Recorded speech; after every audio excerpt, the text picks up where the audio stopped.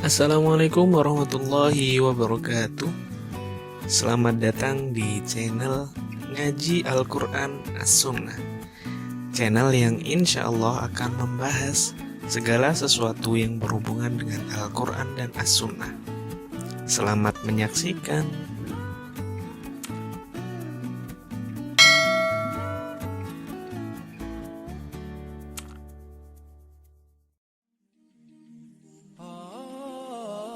Pada kesempatan kali ini kita akan membahas beberapa ayat yang menyinggung tentang masalah toleransi.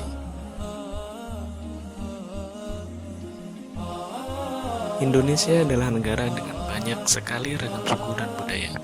Bukan hanya itu, agamanya pun tidak hanya satu saja. Namun, pernahkah kita berpikir bagaimana negara sebesar dan semajmuk ini bisa tetap rukun dengan perbedaan latar belakangnya? Dari sini masing-masing agama memberikan perannya, termasuk agama Islam yang kita yakini kebenarannya. Ada banyak sekali ayat yang menjelaskan tentang toleransi. Berikut ini beberapa di antaranya. Surat Yunus alaihissalam ayat 40 sampai 41. Bismillahirrahmanirrahim.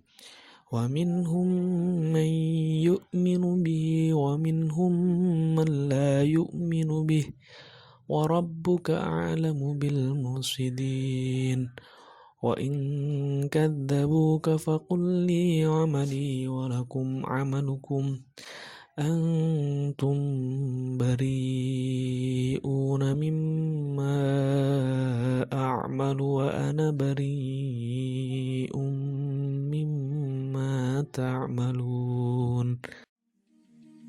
Ayat ini menjelaskan bahwa di antara orang-orang ahli Mekah, karena konteksnya pada waktu itu adalah penduduk Mekah, ada orang-orang yang akan beriman dan ada pula orang yang tidak akan beriman dengan apa yang dibawa oleh Rasulullah SAW. Kemudian terdapat kalimat Rabbuka a'lamu bil mufsidin yang menjelaskan Allah lah yang paling tahu siapa yang berhak mendapatkan hidayah dan siapa yang akan tersesat. Di ayat selanjutnya Allah menjelaskan bahwa jika mereka mendustakan apa yang Nabi Muhammad SAW bawa, maka Nabi SAW tidak lagi bertanggung jawab dengan apa yang mereka perbuat. Diperkuat lagi dengan kalimat li amali walakum amalukum yang menunjukkan bagaimana cara kita bertoleransi, yang mana artinya adalah bagiku apa yang telah aku perbuat dan bagimu tanggung jawab dari apa yang telah kamu perbuat, karena masing-masing dari kita bertanggung jawab dengan perbuatan masing-masing. Jelaslah toleransi yang bisa kita lakukan dengan adanya ayat ini. Kita wajib mendakwahkan agama Allah, namun jika orang yang kita dakwahi, apalagi orang tersebut non-muslim, belum mendapatkan hidayah dari Allah, cukuplah kita doakan untuk segera mendapatkan hidayah. Tidak boleh kita memusuhi mereka. Bahkan ketika ayat Allah ini didustakan, cukuplah kita katakan bahwa kita masing-masing bertanggung jawab atas apa yang kita kerjakan. Selanjutnya ayat kedua adalah surat Al-Kahf ayat 29.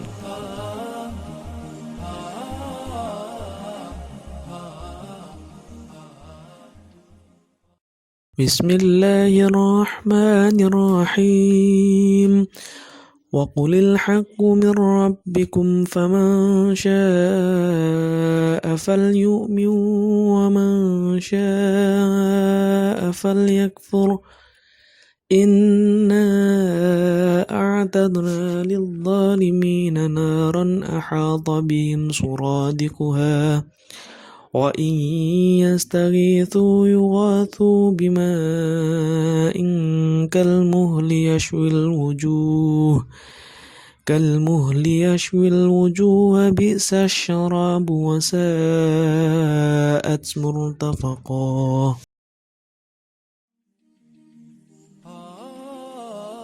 Dalam ayat ini dijelaskan bahwa Rasulullah SAW diperintahkan untuk menyampaikan kebenaran. Oleh karenanya, kita pun berusaha untuk terus menyampaikan kebenaran. Namun meskipun begitu, iman atau tidaknya seseorang itu sudah menjadi urusan masing-masing. Oleh karenanya Allah Subhanahu wa taala berfirman, "Faman syaa'a falyu'min wa man syaa'a falyakfur." Hanya orang yang mau saja yang akan beriman, sedangkan bagi yang tidak mau nanti akan mendapatkan akibatnya. Dari sini kita sebagai seorang muslim yang mukmin tidak boleh memaksa orang lain untuk beriman dengan agama yang kita imani. Tidak boleh pula memaksa orang lain mengikuti apa yang kita lakukan. Karena hidayah datangnya dari Allah. Kewajiban kita selalu berbuat baik dengan mereka, karena masing-masing dari kita nanti mempertanggungjawabkan perbuatan kita masing-masing. Selanjutnya surat Al-Kafirun. Bismillahirrahmanirrahim. Qul ya ayyuhal kafirun la a'budu ma ta'budun wa la antum 'abiduna ma a'bud wa la ana 'abidum ma 'abadtum wa la antum 'abiduna ma a'bud lakum dinukum waliyadin. Sabab nuzul dari ayat ini adalah adanya orang-orang kafir yang ingin mengajak Nabi Muhammad SAW untuk saling bertukar agama. Nabi SAW dan orang kafir saling menyembah Tuhan satu sama lain.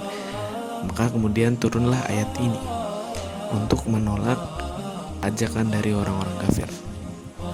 Kemudian sebagaimana disebutkan dalam ayat ini, bahwa dalam urusan agama kita tidak perlu saling mencampuri urusan agama satu sama lain. Biarkan itu menjadi urusan masing-masing. Bahkan seperti dijelaskan oleh Syekh Wahbah Zuhaili dalam tafsirnya, surat ini disebut sebagai surat Baro'ah, yang berarti terbebas dari apa yang dilakukan oleh orang-orang kafir, sehingga kita tidak perlu bertanggung jawab atas apa yang telah mereka lakukan. Oleh sebab itu, kewajiban kita sesama manusia tetap kita laksanakan dengan tanpa memaksa orang lain untuk mengikuti iman yang sudah kita imani.